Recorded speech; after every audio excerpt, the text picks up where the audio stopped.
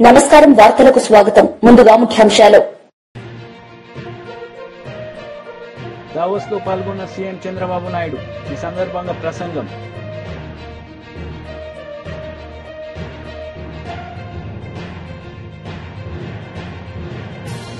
మాజీ మంత్రి జగదీష్ రెడ్డి మీడియా సమావేశం. సీఎం రేవంత్ రెడ్డిపై ఫైర్.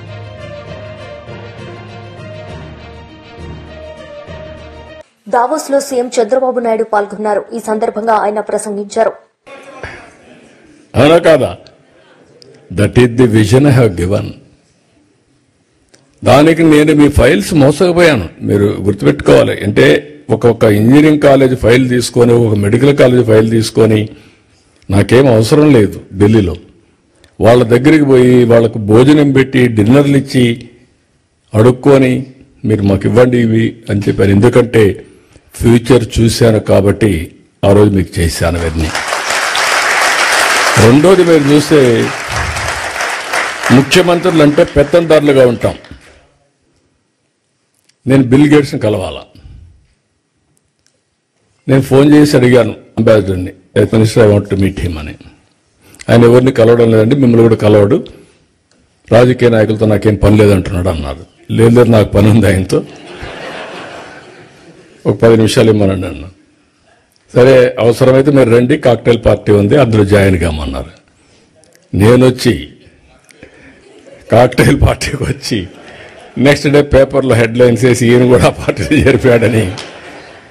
కరెక్ట్ కాదండి, ఓన్లీ 5-10 మినిట్స్ కావాలని చెప్పి అడిగాను, ఇచ్చాడు. దానికి 3 రోజులు ప్రిపేర్ అయ్యాను. ప్రిపేర్ అయ్యి విజన్ డాక్యుమెంట్ విజన్ చేసి ఒకటే మాట చెప్పాను నేను ఆయనకి. నా దగ్గర కూర్చున్నాడు ఇదే మరిగా. 5 మినిట్స్ అన్నారు. నేను స్టార్ట్ చేస్తే ఆయన ఇంకేమీ అబ్జెక్షన్ చేయలేదు. 45 మినిట్స్ వి స్పెంట్. అప్పుడు నేను విజన్ ఇచ్చాను. What is India, what is the strength of India in technology అని. ఈ ఎంటైర్ అగ్రీడ్ విత్ మీ. నేనేం చేయాలి మీకు అన్నాడు. మీరు ఏమీ చేయక్కర్లేదు, మీ మైక్రోసాఫ్ట్ కంపెనీ హైదరాబాద్లో పెట్టమని అడిగా ఆ రోజు. అప్పుడు ఎవరు అడగరు, ఓన్లీ సియాటల్లో ఉంది. ఎందుకంటే మైక్రోసాఫ్ట్ వస్తే ప్రపంచం అంతా అనుకుంటారు హైదరాబాద్లో ఏమీ లేకపోతే వచ్చాడు, మైక్రోసాఫ్ట్ పెట్టాడని చెప్పి అన్ని కంపెనీలు వస్తాయి. ఫ్లాగ్షిప్ కంపెనీ అని చెప్పి ప్రయత్నం చేశాను, జయప్రదమయ్యాను. ఈరోజు గర్వంగా చెప్తున్నా, ఆ మైక్రోసాఫ్ట్ హైదరాబాద్కు వచ్చింది కాబట్టి తెలుగు బిడ్డ నాదెళ్ల సత్య సీఈఓగా తయారయ్యాడు ఆ కంపెనీకి. That is the elevation, that is the spirit. ఇది ఒక్కొక్కరికి కోరికలు పుడతా ఉంటాయి. నేను ఇంజనీరింగ్ కాలేజీలు కడితే ఎవ్రీ రెవెన్యూ డివిజన్లో ఆ engineering college building biggest building. అది చూసి నేను కూడా ఈ కాలేజీలో చదువుకోవాలని చదువుకున్నవాడు మీలో కూడా చాలా మంది ఉంటారు. అలాంటి స్ఫూర్తిదాయకమైన కాలేజీలు మనం కట్టాం, అన్ని లాభాలు వచ్చాయి. ఇప్పుడు నేను మిమ్మల్ని కోరేది ఏంటంటే, ఇక్కడి నుంచి నెక్స్ట్ స్టెప్కు మనం వెళ్దాం. ఇప్పుడే లోకేష్ గారు చెప్పినట్టు overseas man power company Andhra Pradesh, Sita శర్మను ఒక అమ్మాయిని తీసుకొచ్చి సీఈఓగా పెట్టారు. స్ట్రెంగ్తన్ చేస్తాం. ఎన్ఆర్టీ రవి కూడా ఇక్కడే ఉన్నాడు. ఒక్కొక్క దేశంలో ఒక ఎన్ఆర్టీ మొత్తం కూడా మీరు మొబిలైజ్ చేసి లీడర్స్గా ఉన్నారు. తెలుగుదేశం పార్టీ ఎన్ఆర్ఐ వాళ్ళు ఎన్ఆర్ఐలో ఉంటారు. ఎన్ఆర్టీలో కూడా మీరు ఉండి ఎన్ఆర్టీని బలపరిస్తే గవర్నమెంట్ పరంగా వచ్చినప్పుడు, ఇప్పుడు నేను కూడా ఒక పక్క ముఖ్యమంత్రిని, ఒక పక్క పార్టీ అధ్యక్షుడిని, ఈ 2 బాధ్యతలు నిర్వహించినప్పుడు that is political governance. Political mandate తీసుకున్నాను, ముఖ్యమంత్రి అయ్యాను. పార్టీ అధ్యక్షుడిగా నేను హామీలు ఇచ్చాను, అవి నెరవేరుస్తాను. పార్టీ కార్యకర్తలు మీరందరూ కూడా పార్టీకి సపోర్ట్ చేసిన వాళ్ళే. మీ రుణం తీర్చుకోవాలి. తగిన విధంగా ప్రతి ఒక్క రుణం తీర్చుకోవడానికి నేను అన్ని విధాల ప్రయత్నం చేస్తున్నాను. అది వచ్చినప్పుడు ఎన్ఆర్టీ ఉంటుంది, ఎన్ఆర్ఐ ఉంటుంది.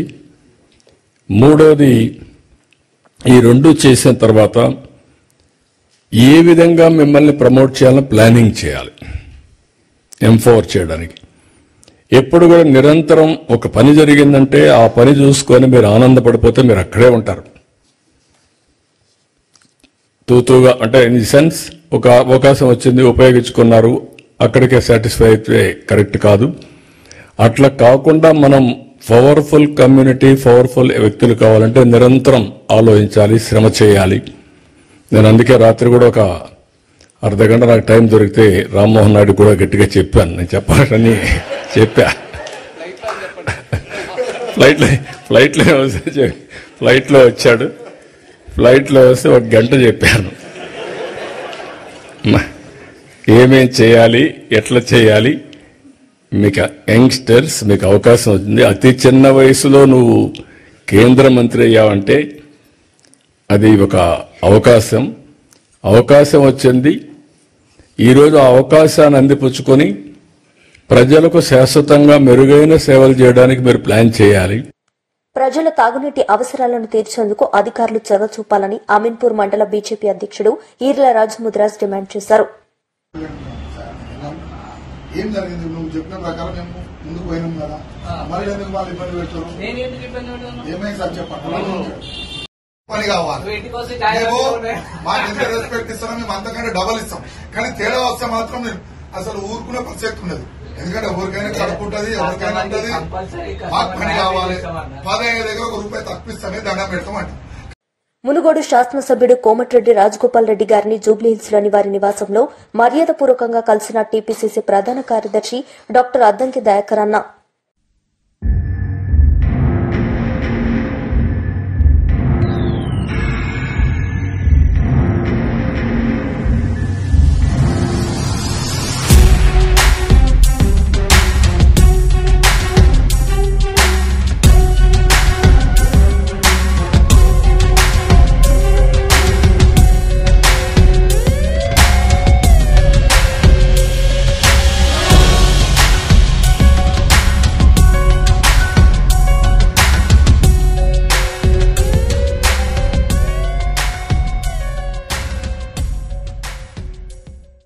దావస్ లో మంత్రి లోకేష్ పాల్గొన్నారు. ఈ సందర్భంగా ఆయన ప్రసంగించారు.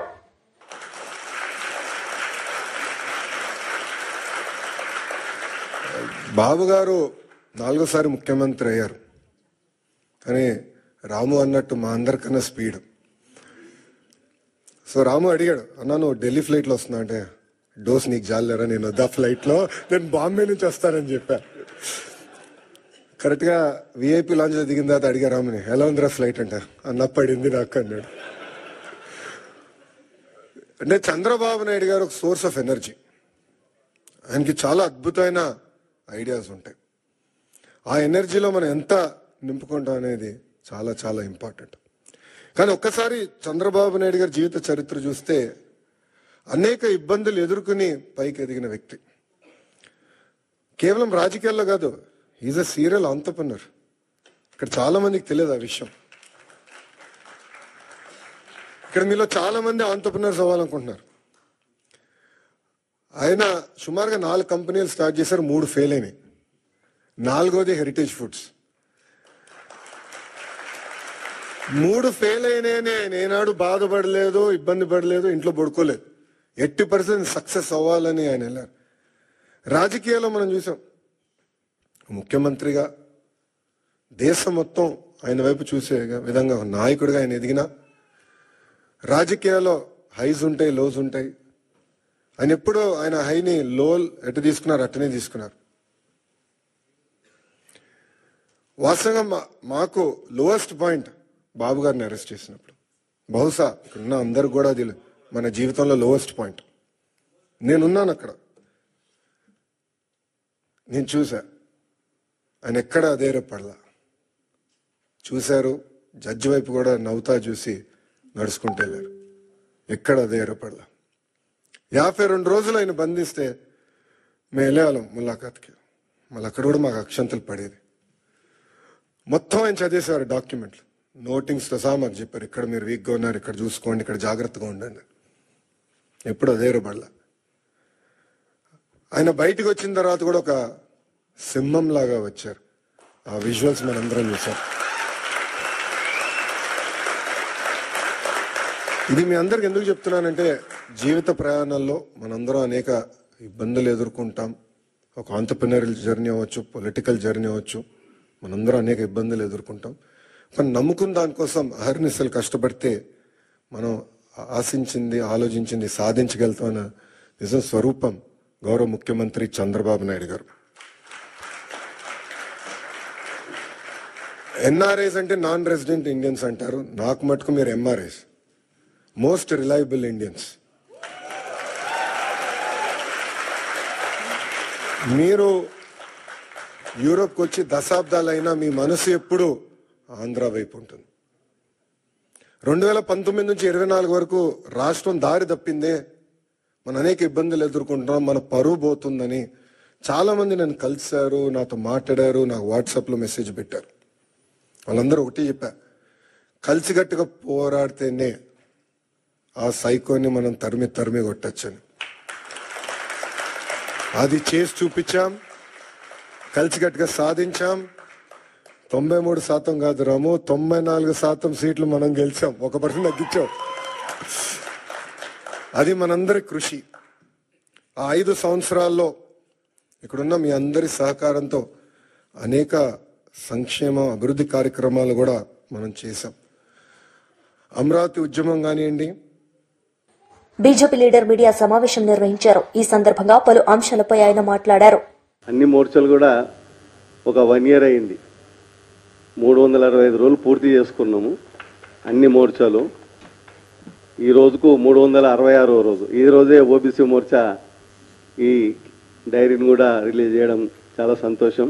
దానికి బీజేపీ రాష్ట్ర ప్రధాన కార్యదర్శి అన్న కాసం వెంకటేశ్వర గారు, మా ఓబీసీ మోర్చా పదాధికారులు అందరూ ఇక్కడికి వచ్చారు. అలాగే ఈరోజు మా డైరీ రిలీజ్ చేస్తున్నాం. ఈ నెల తర్వాత, ఫిబ్రవరి తర్వాత రాష్ట్రంలో బీసీలను హామీలిచ్చి ఈ ప్రభుత్వం ఏ విధంగా మోసం చేసిందో, ఈ 365 రోజులు డైరీ ఎట్లుంటుందో మా కార్యక్రమం అట్లా ముందు తీసుకుపోవాలని నిర్ణయం చేసుకొని ఈ ఫిబ్రవరి 1 తర్వాత మా ఓబీసీ కార్యక్రమాలు కూడా ప్రజల సమస్యల మీద, రేషన్ కార్డుల మీద, ఈ గురుకులాల మీద, అనేక విషయాలు, ఫీజు రింబర్స్ మీద మేము గురుకులాలను సందర్శిస్తే కలెక్టర్ దగ్గర ఆర్డర్ తెప్పించి గురుకులాలలో బయట వాళ్ళు ఎవరు రావద్దని కూడా పెట్టిండ్రు. చాలా సమస్యలు ఉన్నాయి. ఈరోజు ఓన్లీ ఇది డైరీ ఆవిష్కరణ సంబంధించిన విషయం కాబట్టి ఇక్కడ వచ్చిన పెద్దలందరికీ, ముందు కూర్చున్న చాలామంది బీసీ నాయకులు కూడా ఇక్కడ ఉన్న వాళ్ళందరికీ నమస్కారం చేస్తూ ఇప్పుడు అన్న కాసమన్న చేతుల మీదుగా ఈ డైరీని మాజీ మంత్రి జగదీష్ రెడ్డి మీడియా సమావేశం నిర్వహించారు. ఈ సందర్భంగా ఆయన మాట్లాడారు. అమ్మిచ్చినాం, రైతు నష్టపోకుండా చూసినాం. కానీ సంవత్సర కాలంలో ఇప్పటికి 2 సార్లు రైతాంగం 1800, 1600, 1700 కూడా అమ్ముకోవాల్సిన దుస్థితి నువ్వు కల్పించినావు. మిల్లర్లతో కుమ్మక్కై దాదాపు వాళ్ళకాడ 300-400 కోట్ల రూపాయలు దొబ్బి మిల్లర్ల దగ్గర రైతులను దళారీలకు వదిలేసి రైతులను నాశనం చేసింది నువ్వు. ఇవాళ చర్చ చేసుకుంటున్నారు మొత్తం జిల్లా రైతాంగం అందరూ కూడా, ప్రతి ఒక్కరు చర్చ చేసుకుంటున్నారు. ఆ రోజు ఏముండే, ఈ రోజు ఏముండే, ఎట్లా ఉండే అనేది సిగ్గుండాల మాట్లాడడానికి. నిజమే, ఎందుకు లాగదడుస్తుంది నీకు ఇవాళ కేటీఆర్ వస్తాడు అంటే? మొన్నటి కనుక మా మిత్రులు ఇతరులు చెప్తుంటే విన్నా నేను చాలా సందర్భాల్లో, నువ్వేదో తాగి లాగు జరుపుకుంటామని. కానీ ఇప్పుడు కేటీఆర్ వస్తుండే లాగు జరుపుకుంటున్నావు. బీఆర్ఎస్ జెండాను చూస్తే లాగు జరుపుకుంటున్నావు. ఎందుకు? నీకు చేతనైతే దమ్ముంటే జిల్లా యంత్రాంగాన్ని చెప్పించి పర్మిషన్ ఇప్పి. నీ వల్లనే, నీ ఒత్తిడి వల్లనే అనుమతి రద్దయిందనే సంగతి నాకు తెలుసు. కానీ ఎక్కువ రోజులు ఆపలేవు. ఇంకోటి ఏంది, వాళ్ళు రాసిన కారణం ట్రాఫిక్ ఇబ్బంది అయిద్దట. నల్గొండ క్లాక్ టవర్ సెంటర్లో తెలంగాణ ఉద్యమం ప్రారంభమైన ముందు నుంచి, ఇంకా అంతకంటే ముందు నీ కాంగ్రెస్ పార్టీ పెట్టినా, కమ్యూనిస్ట్ పార్టీలు పెట్టినా, తెలుగుదేశం పెట్టినా, బీజేపీ పెట్టినా, ఇంకా ఏ ఇతర ప్రజా సంఘాలు చేసినా అక్కడే కదా అందరం కార్యక్రమాలు చేసింది, రాజకీయ కార్యక్రమాలు, జేఏసీ కార్యక్రమాలు సంవత్సరాల తరబడి. ఇంకా ఆ రోజు కంటే ఇప్పుడు వెడల్పు ఎక్కువైంది. ఇప్పుడు పార్కింగ్ ప్లేస్ కూడా ఎక్కువ వచ్చింది. దేనికి భయపడుతున్నావు? ఎందుకు తప్పుడు రాతలు రాయించి వంకర రాతలు రాయించినావు?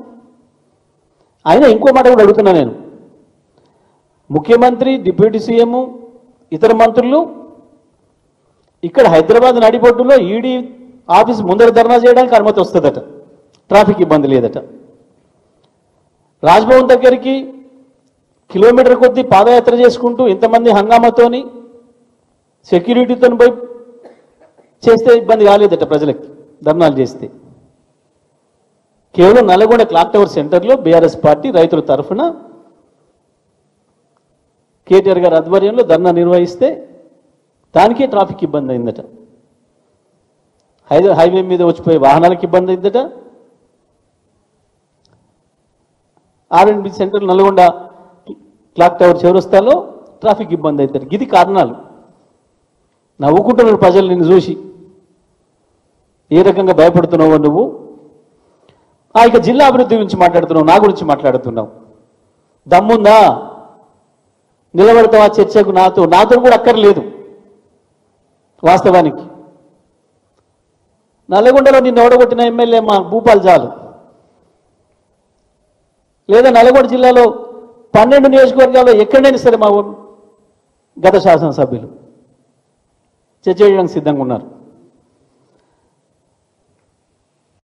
40-50 ఏండ్లుగా జిల్లాను మీకు అప్పచెప్తే మీ దౌర్భాగ్య పరిపాలనలో అద్భుతంగా వ్యవసాయంలో వెలసిల్లిన నల్గొండ జిల్లా, నాగరికతలో ముందున్న నల్గొండ జిల్లా మీ అనాగరిక చర్యల వల్ల.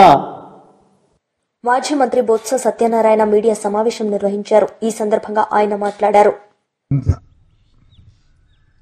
బహుశా అది అనుకోవడం డిసెంబర్లో 2020 జరిగి ఉంటుంది అనుకుంటా. రామతీర్థాల్లో దేవాలయంలో కొండ పేరున్న రాముడి విగ్రహానికి వచ్చి ఆ రోజు కొంతమంది దొండలు, అన్నోన్ పర్సన్స్ తల ఛేదించిన దానికి అది తీసుకొచ్చి ఆ చెరువులో పక్కనున్న ఆ చెరువులను నృత్తులను అక్కడ పడివేసి అది సంఘటన. దాని మీద పెద్ద ఎత్తున నిరసనలు వచ్చాయి.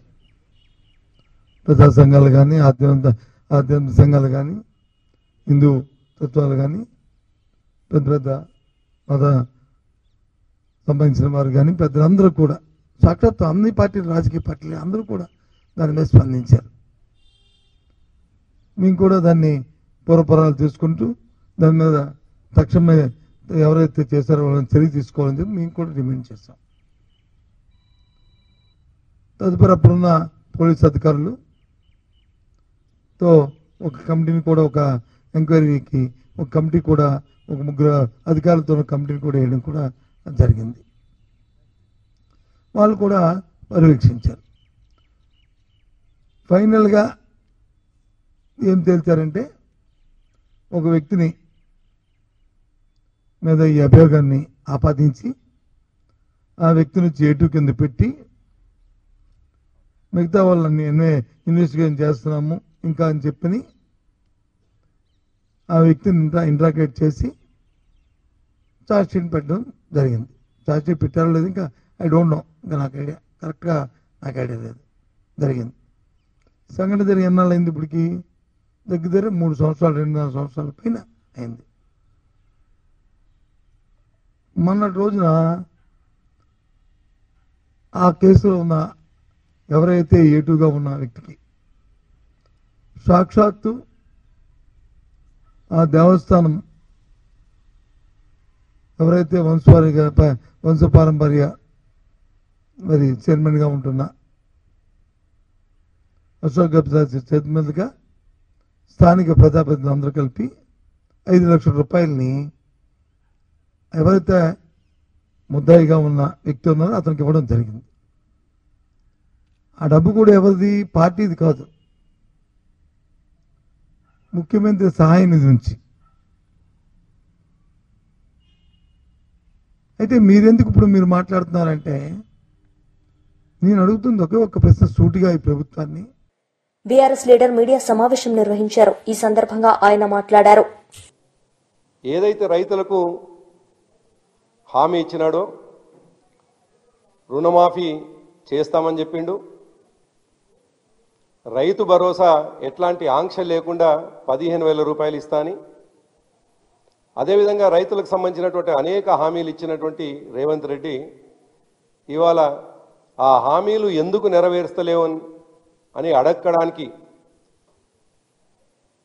సంవత్సర కాలం ఎదురు చూసి ఇవాళ ప్రజల ముందుకు, రైతాంగం ముందుకు, రైతాంగాన్ని అప్రమత్తం చేయడానికి వెళ్తున్నటువంటి సందర్భంలో ఇవాళ భయపడుతున్నటువంటి ఈ కాంగ్రెస్ ప్రభుత్వము, భయపడుతున్నటువంటి రేవంత్ రెడ్డి ప్రభుత్వము, కేటీఆర్ గారు బయటికి వెళ్తుండంటేనే ఇవాళ వణుకు పుడుతున్నది.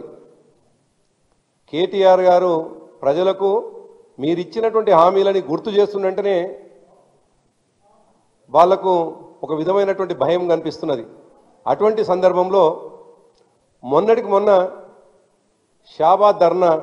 షాబాద్లో రైతు ధర్నా చేస్తే వేలాదిగా వచ్చినటువంటి రైతులని, ఆ రైతు చైతన్యాన్ని, రైతుల నుంచి వచ్చినటువంటి రియాక్షన్ని చూసినటువంటి రాష్ట్ర ప్రభుత్వం ఇవాళ నల్గొండలో చేసేటువంటి 21వ తేదీన నల్గొండలో చేసేటువంటి రైతు ధర్నా కార్యక్రమాన్ని అనుమతులు ఇవ్వకపోవడం దుర్మార్గం.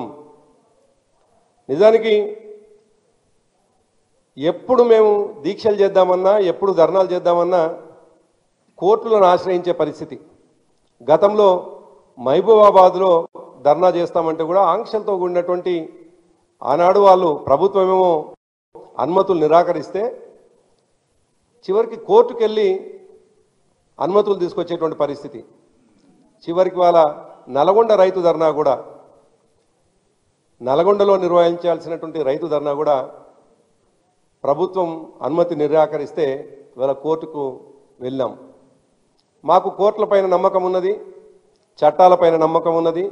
రాజ్యాంగానికి లోబడి మాత్రమే దాదాపు 14 సంవత్సరాలు ఉద్యమంలో పాల్గొన్నాం కాబట్టి రాజ్యాంగానికి లోబడి చట్ట పరిధిలో తప్పకుండా ధర్నాలు నిర్వహిస్తాం కాబట్టి కోర్టుకు వెళ్ళాం. మేము ఆశిస్తా ఉన్నాం తప్పకుండా కోర్టు మేము ప్రజాస్వామ్య పద్ధతిలో చేసేటువంటి ధర్నాకు అనుమతిస్తుందనేటువంటి నమ్మకంతో ఉన్నాం. అయితే దురదృష్టం ఏంటంటే కాంగ్రెస్ పార్టీ కూడా వాళ్ళు ప్రతిపక్షంలో ఉన్నప్పుడు కావచ్చు, ఇంకా దారుణం అధికారంలోకి వచ్చిన తర్వాత కూడా ఇదే కాంగ్రెస్ పార్టీ అధికార పార్టీగా ముఖ్యమంత్రిగా రేవంత్ రెడ్డి గారు, వారి మంత్రివర్గం అంతా కూడా అనేక సందర్భాల్లో ధర్నాలు చేసినటువంటి సందర్భం చూసినాం. 2014 కంటే ముందు ధర్నాలు చేసినారు, 2014 తర్వాత కూడా ధర్నాలు చేసినారు. ఇదే నల్గొండలో మేము ఏదైతే ధర్నా చేస్తామని చెప్తున్నటువంటి నల్గొండ క్లాక్ టవర్లో. వార్తలు ముగించే ముందు ముఖ్యాంశాలు మరోసారి. దావోస్ లో పాల్గొన్న సీఎం చంద్రబాబు నాయుడు. ఈ సందర్భంగా ప్రసంగం.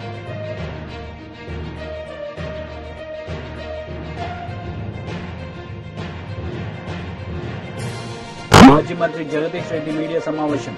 సీఎం రేవంత్ రెడ్డిపై ఫైర్.